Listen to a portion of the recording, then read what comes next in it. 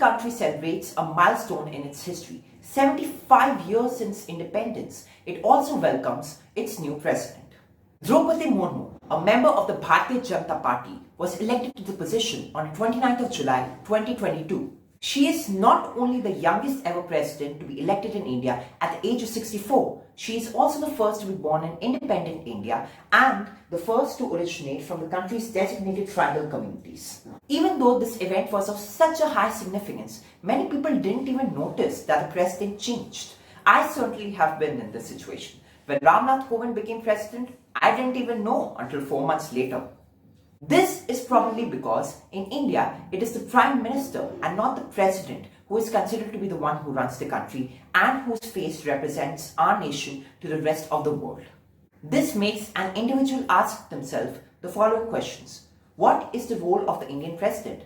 What work does he or she do? What makes their role so special that they get to live in a humongous house like the Rashtrapati Bhavan? The answer lies ahead. When India gained independence in 1947, it was vital to ensure that all the power does not fall into just one set of hands so as to prevent corruption. With this in mind, the main body of government was divided into three parts. The legislature, the chief function of whose is to enact laws. The executive, which implements the laws passed by the legislature. The judiciary, that branch of government that interprets the law, settles disputes, and administers justice to all citizens. It is the job of the president to ensure that this separation of power is maintained. Unlike other countries of the world, the President of India does not hold any executive powers. He or she is just meant to be a symbol. This does not mean that they don't have any important responsibilities, which are granted to them, keeping all of the branches of government into consideration. The President appoints 12 members of the Rajya Sabha from amongst people who have special knowledge or practical experience in their respective fields. A few examples include Sachin Tendulkar, Rekha, Melcom, Javed Akhtar. During the budget session, the President is always the first to address the Parliament. All of the legislation, money bills, and other bills introduced require the President's consent in order to be passed. As head of the executive, that is the person under whose name all government work is done, the President appoints the governors of states, the Attorney General of India, the Auditor General of India, the Chief Justice, members of Finance Commission, Election Commission, Union Public Commission, etc.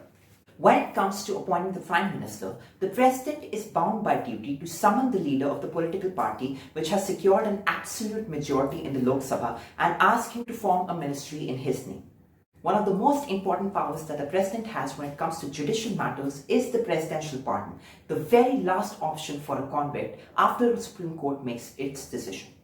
Under Article 72 of the Constitution, the President has the power to grant pardons, reprieves, respites, or remissions of punishment, or to suspend or commute the sentence of any person convicted of any offense where they have been granted a sentence of death. Unlike the US President, however, the Indian President cannot just pardon whoever they want. They have to act on the advice of the Home Minister and the Council of Ministers. If there is a situation wherein the country is going through an internal or external turmoil, the President has the power to declare three types of emergency. A national emergency, an emergency for failure of constitutional machinery in a state, and a financial emergency. Such a step is usually reserved for times of war, but there can be some exceptions, just like the national emergency of 1975. The President is the supreme commander of the Indian Armed Forces. On the advice of the Council of Ministers, he can either declare war or conclude peace. All important treaties and contracts are made in the President's name. He also appoints the chiefs of the service branches of the armed forces. With Draupadi Murmu's ascent to this position, it is not merely the victory of a specific party, but the victory of something whose implications can be drawn deep down to the very philosophy of what India as an independent nation has been striving to achieve. Whether or not her victory can bring goals of that philosophy to fruition is a matter of time to tell.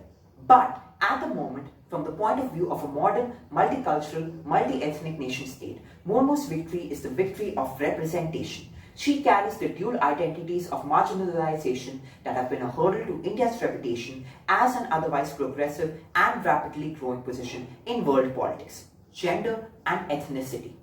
With that, we come to an end to this topic. Thank you so much for watching. Please make sure to like the video, subscribe if you still haven't, and share it with your family and friends. See you all soon with a brand new video on a brand new topic.